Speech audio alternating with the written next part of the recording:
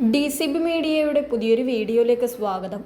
ആധാർ കാർഡുമായി ബന്ധപ്പെട്ട് കേന്ദ്ര സർക്കാരും യുണീക്ക് ഐഡന്റിഫിക്കേഷൻ അതോറിറ്റി ഓഫ് ഇന്ത്യയും കൊണ്ടുവന്നിട്ടുള്ള ഏറ്റവും പുതിയതും കർശനവുമായ മാറ്റങ്ങളെക്കുറിച്ചാണ് ഈ വീഡിയോയിലൂടെ വ്യക്തമാക്കുന്നത്. പുതിയ അധ്യയന വർഷം ആരംഭിക്കുന്ന സാഹചര്യത്തിലും വിവിധ സർക്കാർ ആനുകൂല്യങ്ങൾ തടസ്സമില്ലാതെ ലഭിക്കുന്നതിനും ആധാർ കൃത്യമായി അപ്ഡേറ്റ് ചെയ്ത് സൂക്ഷിക്കേണ്ടത് അനിവാര്യമാണ്. ആധാർ ഡാറ്റ സൗജന്യമായി പുതുക്കുന്നതിനുള്ള അവസാന തീയതി മുൻപ് 2026 ജൂൺ 14 വരെയായിരുന്നു നിശ്ചയിച്ചിരുന്നത്. എന്നാൽ പൊതുജനങ്ങൾക്ക് ആശ്വാസമായി ഈ കാലാവധി ഇപ്പോൾ 1 വർഷത്തേക്ക് കൂടി നീട്ടി നൽകിയിരിക്കുകയാണ്.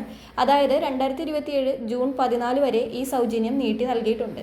UIDAI വെബ്സൈറ്റിൽ അപേക്ഷകർക്ക് സ്വന്തമായി ലോഗിൻ ചെയ്ത് രേഖകൾ അപ്ലോഡ് ചെയ്യുന്നതിന് മാത്രമാണ് ഈ സൗജന്യം ലഭിക്കുക.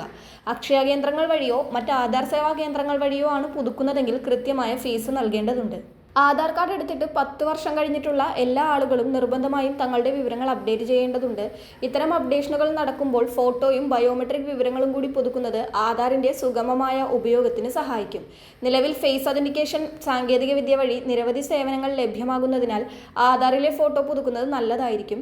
നിങ്ങളുടെ ആധാർ കാർഡിൽ മൊബൈൽ നമ്പർ, ഇമെയിൽ ID അല്ലെങ്കിൽ ഫോട്ടോ എന്നിവയാണ് പുതുക്കേണ്ടതെങ്കിൽ ഓൺലൈനായി ചെയ്യാൻ സാധിക്കില്ല. ഇതിനായി തൊട്ടടുത്തുള്ള ആധാർ എൻറോൾമെന്റ് കേന്ദ്രം നേരിട്ട് സന്ദർശിക്കുക അല്ലെങ്കിൽ അക്ഷയ CSC കേന്ദ്രങ്ങൾ സന്ദർശിക്കുക. സ്കൂൾ പ്രവേശന പരീക്ഷകൾ, പുതിയ അഡ്മിഷനുകൾ, സ്കോളർഷിപ്പുകൾ എന്നിവ ആരംഭിക്കുന്നതിനാൽ രക്ഷിതാക്കൾ പ്രത്യേക ശ്രദ്ധ പുലർത്തേണ്ടതുണ്ട്. 5 വയസ്സിന് മുൻപെടുത്ത ആധാർ കാർഡുകൾ 5 വയസ്സ് തികയുമ്പോഴും 15 വയസ്സിന് മുൻപെടുത്തവ 15 വയസ്സ് പൂർത്തിയാകുമ്പോഴും നിർബന്ധമായും ബയോമെട്രിക് അപ്ഡേഷൻ നടത്തി പുതുക്കണം. കൃത്യസമയത്ത് ഇത് ചെയ്യാതിരുന്നാൽ കുട്ടികളുടെ പഠന സംബന്ധമായ പല കാര്യങ്ങൾക്കും സ്കോളർഷിപ്പുകൾക്കും തടസ്സം നേരിട്ടേക്കാം. അടുത്ത അറിയിപ്പ്, നിലവിലുള്ള M-ആധാർ മൊബൈൽ ആപ്ലിക്കേഷൻ സേവനം UIDAI ഉടൻ തന്നെ നിർത്തലാക്കുകയാണ്. ഇതിനു പകരമായി ഉപഭോക്താക്കൾ കൂടുതൽ സുരക്ഷിതവും പുതിയ ഫീച്ചറുകളുമുള്ള പുതിയ ഔദ്യോഗിക ആധാർ ആപ്പിലേക്ക് മാറണമെന്ന് നിർദ്ദേശിച്ചിട്ടുണ്ട്. അതിനാൽ ഇക്കാര്യമൊന്ന് ഗുണഭോക്താക്കൾ ശ്രദ്ധിക്കുക. അതോടൊപ്പം വ്യാജരേഖകൾ വഴിയുള്ള തട്ടിപ്പുകൾ തടയുന്നതിനും ആധാർ സംവിധാനത്തിന്റെ സുതാര്യത വർദ്ധിപ്പിക്കുന്നതിനുമായി 2016 ചട്ടങ്ങളിൽ കേന്ദ്ര സർക്കാർ സുപ്രധാന ഭേദഗതികൾ വരുത്തിയിട്ടുണ്ട്.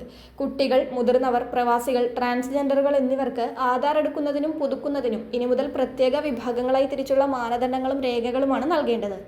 വിവരങ്ങൾ ഓൺലൈനായി അതോറിറ്റികൾക്ക് നേരിട്ട് പരിശോധിച്ച് ഉറപ്പുവരുത്താൻ സാധിക്കുന്ന വിധത്തിലാണ് പുതിയ ക്രമീകരണം. 5 വയസ്സിന് താഴെയുള്ള കുട്ടികളുടെ ആധാർ എൻറോൾമെന്റിന് കുടുംബാധിഷ്ഠിത സംവിധാനം നിർബന്ധമാക്കിയിട്ടുണ്ട്.